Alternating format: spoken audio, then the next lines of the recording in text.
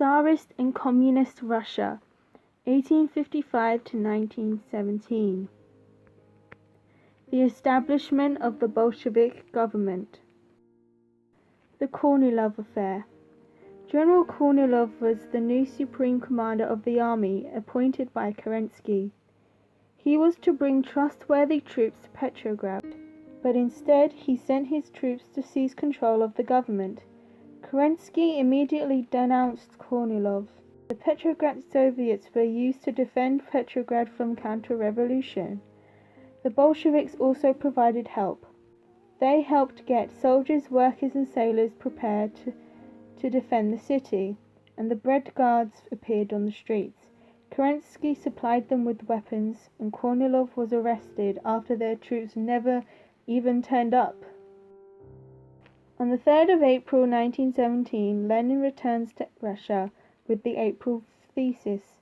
This was a promise of power to the Soviets and the promise of peace, the end of war, land, proper land distribution, and bread. Well, bread. On the 3rd of June, there was the first meeting of the All-Russian Congress of Workers and Soldiers Deputies, and on the 2nd of July, Trotsky joins the Bolsheviks. Having been arrested in 1905, he was the co-chairman of the Soviet Executive Committee. He was a leading revolutionary and originally a Menshevik. The July Days. These were a series of strikes and protests, not organized by the Bolsheviks, but they promoted Bolshevik slogans. Some troops armed the protesters, and 20,000 armed sailors joined them.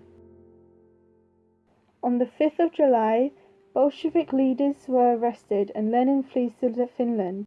In September, Trotsky becomes the chairman of the Petrograd Soviets. On the 10th of October, Lenin gets the Bolshevik Central Committee to agree to revolutions. However, Zinoviev and Kamenev oppose and leave. On the 20th of October, the Military Revolutionary Committee of the Petrograd Soviets meet for the first time. And on the 24th of October, 5,000 sailors and soldiers moved to the city, supported by the MRC. The Bolshevik Red Guards seized positions in the capital, such as stations and bridges. Kerensky fled to the front, and the soldiers went home. The Bolsheviks attacked the Winter Palace.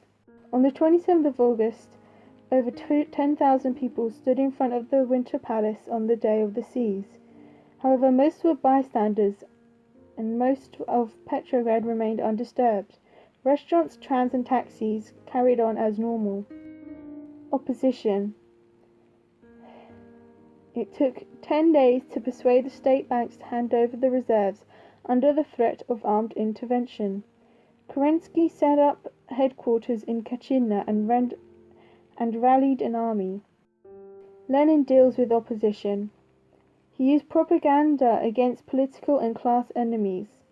He also closed a lot of anti-Bolshevik newspapers, and there was a purge of civil service. Leading cadets, social revolutionaries and Mensheviks were imprisoned. Other parties could not only hope he kept his promise of the Constituent Assembly, but they only met once and were then dissolved. Other political parties were banned. Consolidation of power.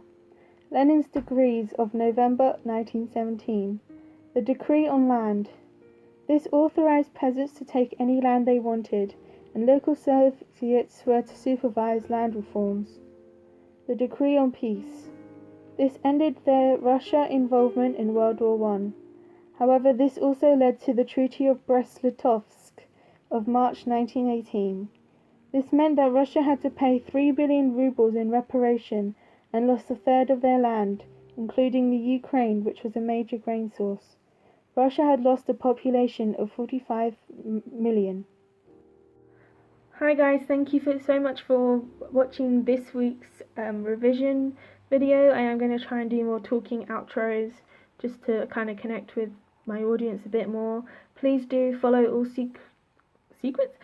Please do follow all social medias in the description below, and don't forget to subscribe and comment what you would like to see.